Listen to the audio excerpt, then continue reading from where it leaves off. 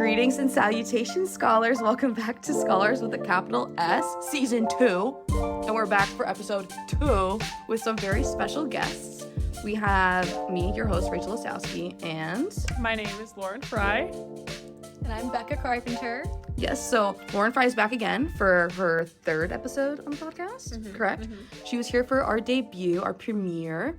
And Becca has also been on an episode before, last year. So I wanted to bring them on to talk a bit about their experiences as women in STEM. Woo! Going at it with the buzzword, okay? But I think we have a lot to talk about here that I wanted to bring to light. So to start, I kind of just want you guys to specifically introduce yourself, what your majors are, what related clubs you are on campus, your leadership roles, things like that. So I am a senior, I'm Lauren Frye. I'm a senior computer engineering student. I am the president of IEEE, which is the Institute of Electrical and Electronics Engineers. I'm Becca. I am also a senior computer engineering major. I'm the secretary of IEEE with Lauren. It's a great time. I'm also the chief engineer for the Binghamton University Rover team, which is super fun. Mars Rover is a student-run competition team here on campus. We each year compete in the University Rover Challenge, URC, and basically what that has us do is we build a mock Mars Rover pretty much from scratch. And I've been in the club since my freshman year and been a team member and then a team lead, and now I'm chief engineer. Woo! Engineer of the month. Never forget when Becca won Engineer of the Month. Yeah. That was the highlight of my month. So do you guys have any idea what you hope to do in the future with your degrees? So I work on a farm over the summer, and my senior project that I just got assigned is an automated farm management system. And I was thinking over the summer that it could be really cool to kind of combine my interests of computer engineering and farming, which are totally unrelated, in general, and look into working on tractors and things that are self-driving. There's a lot of new technology with that I could be really interested in working on, and I think that's kind of the path I want to take, especially with my senior project getting assigned to an automated farm management system. It kind of worked out as perfect. Yeah. So that's kind of my thoughts with that. Awesome. My current plan is, after graduating from Bing, I want to go on and get my PhD, probably in robotics, or if not a robotics-specific degree, do robotics-related research. And then from there, I definitely want to do research of some sort, but I'm undecided whether I want to go into academia and be a professor, or whether I want to do research in industry. Either way, Dr. Carpenter on the way. Yep. In the oven, cooking. Yes. I wanted to start kind of just in the past and how you guys came to the conclusion that you even wanted to do engineering in the first place. And I know you guys had to decide as well how you want to specialize here at Bing. So if you want to kind of discuss that journey for both of you individually, even together, because spoiler alert, they have been roommates since freshman year. Yeah. So we had a very similar stories- path freshman year. Yes. Our stories are very similar. When I was in high school, I really liked computers and just learning all the different programs and things, and I was a very good problem solver. And I thought that engineering would be a good fit for me because I was interested in learning about some of the behind-the-scenes aspects of technology. And I think that was my biggest force driving that, in addition to the fact that there were really good prospects for engineers, especially being a woman in an underrepresented field like that.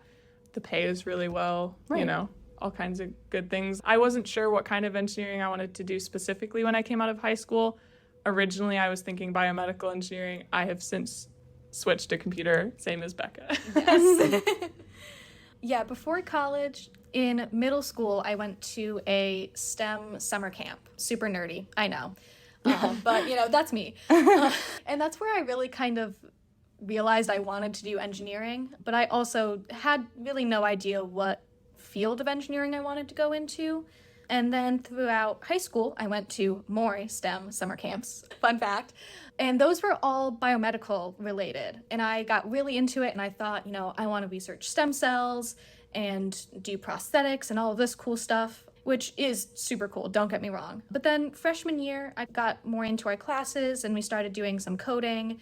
And I realized that my interest in prosthetics was more so on the mechanical and like computer side of it, not the Right. bio side of it. And so I also, like Lauren, switched from biomedical engineering to computer engineering, which was super fun. Yep. It was just so perfect. It was It really perfect. was. The journey of self-discovery, you know what I'm saying? Yes. And so, Lauren, you kind of touched on this already, and, you know, as we said, woman in STEM, it is an underrepresented field. And so I was kind of wondering, 'cause we've had private, personal conversations about this, what is that demographic discrepancy like in your major? Well, when we started out, all of the engineering students were grouped together. Your first year at Binghamton, you haven't yet declared your engineering stream or your engineering Major. Yeah, you're just kind of like an engineering student, and you Yes. learn just very general things about everything. And in those classes, it was much closer to 50-50 girl-boy than it is for us now. A lot of the girls that were there go into biomedical, I think is the most common. Or industrial. Or industrial, yeah. Industrial systems engineering. Yes. That's the major. But then when we broke off into electrical and computer engineering classes, it was like all the girls disappeared. It was crazy. Suddenly there was like no one. Yeah. I think sophomore year, it was combined electrical and computer engineering for pretty much all of our classes. And there were about 100 of us in total. And I would say there couldn't have been more than like 15 or 20 girls. Yeah. And with just computer engineering, It's even less, like I think. less than 10, I'd say, probably. Yep. It's definitely very noticeable. That's kind of crazy. That is a lot of testosterone in one room. It is. Yep. Do you notice that discrepancy exists within the faculty too? Yes. Yeah, for 100%. sure. Yeah, what has There's- that experience been like? We've had, as of this semester, 2 female professors One of them's in the in CS our department. One of them Yeah. is in electrical and computer engineering. I know that there's at least 1 or 2 other faculty members in EECE who are women, but we've never had classes with them. Interesting. And do you feel that the way that your female faculty ran or taught their classes was any different from your male faculty? Oh, Becca's laughing. It's a hard question. Our CS professor is lovely. I really enjoy her. Our first day of classes, she made a point to go over personal pronouns and what her pronouns were, which I really, really appreciated, and I felt that was a very inclusive environment. I have also noticed a lot of professors, even including those who are women, when they're talking about examples in class and example groups, they almost always use he, him pronouns. Like in every single example. And it's a very small thing, but it's noticeable, and it's like, oh. Like, I'm in the room. Because you pick up on it. Yeah. Like that. Right. Yeah. It's just like the maleness of it all dominates the experience completely. Yeah. And so, considering all of that context and the kind of like the environment that you're in, the lack of female perspectives and the lack of female peers, how have you found that affects? This is going to be like a large question, but we can start just with like, how do you find that affects your like peer interactions, your like and your group work? Do you find that it's like difficult or uncomfortable or anything along those lines? My freshman year, my first semester, my project that got assigned to me in my engineering class was I got assigned a group of all boys other than myself. And it was just a little bit unusual for me because I had never been in a group with like 5 other boys in high school. That would never have happened. So it's just kind of an adjustment. There's a difference in the way I've noticed that boys and girls communicate. And I think that it's something I've definitely adapted to working with more males than females. Mm-hmm. I definitely had a very similar experience. Also freshman year, first semester, first ever really like big group was all guys except for me. It was a group of 4, so 3 boys and me. And it was definitely very jarring. And I feel like I've adjusted how I present myself in those scenarios and how I talk, because there is always this voice in the back of my head that's like, Am I being taken seriously?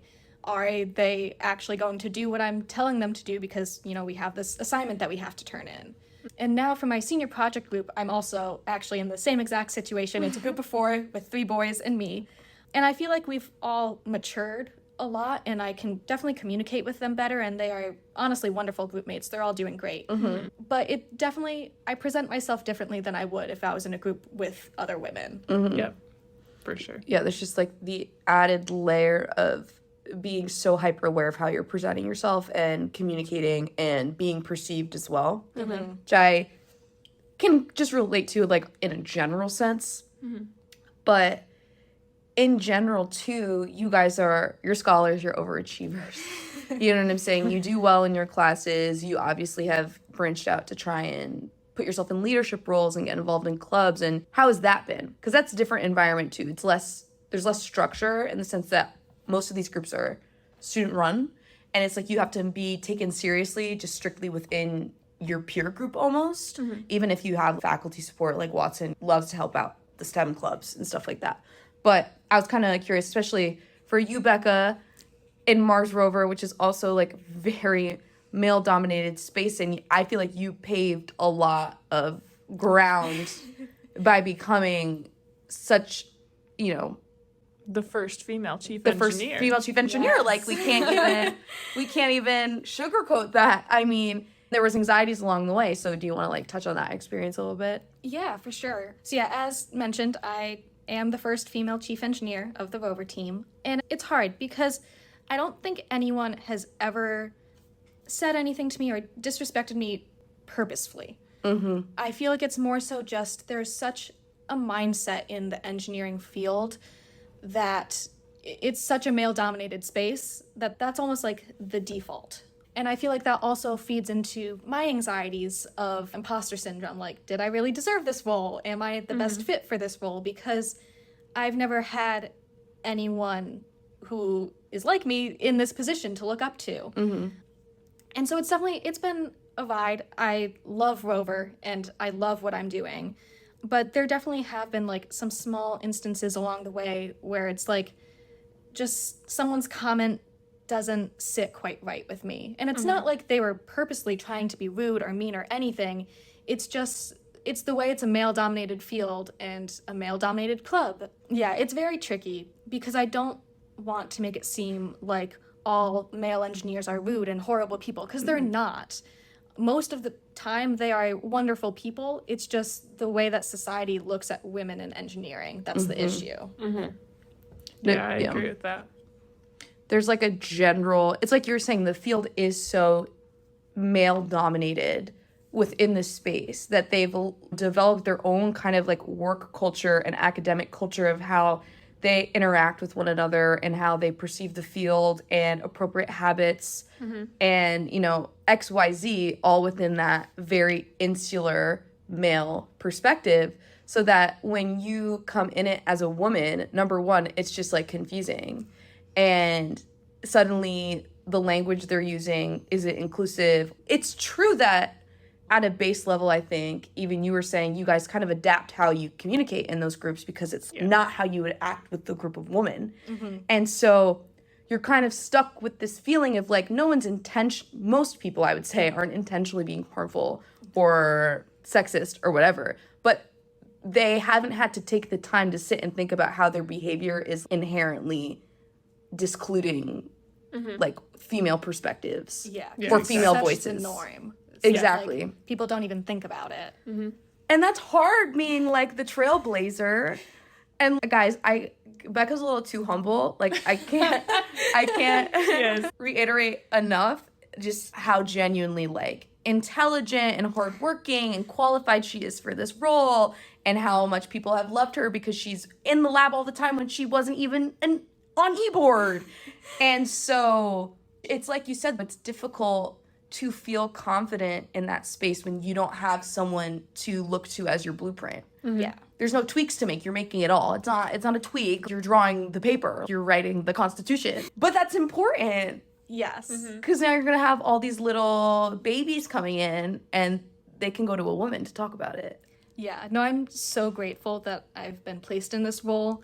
and that I have the opportunity to kind of show all of the younger students that, like, this is a possibility. It doesn't just have to be men in the leadership positions. Yeah. Because even my first 2 years on the team, I wasn't on e-board or anything, but I don't think that there were any women team leads even. Yeah. It was all just men. So I'm very grateful for the opportunity to kind of show all of the young women engineers that you can do this, and this is something that you are capable of.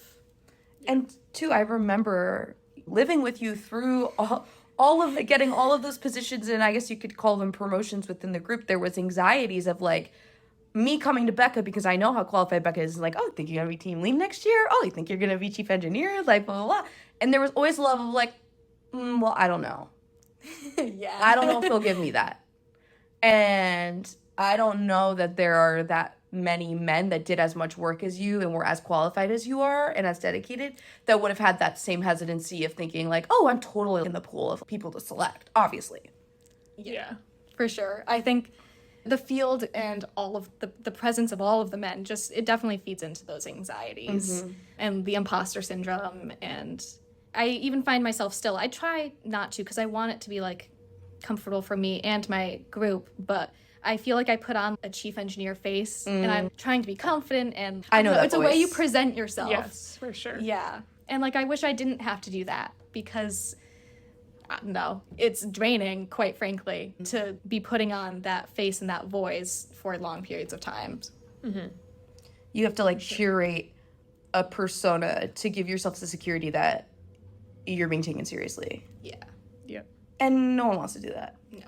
It's not a fun No. experience, but I feel like sometimes it's needed, quite frankly.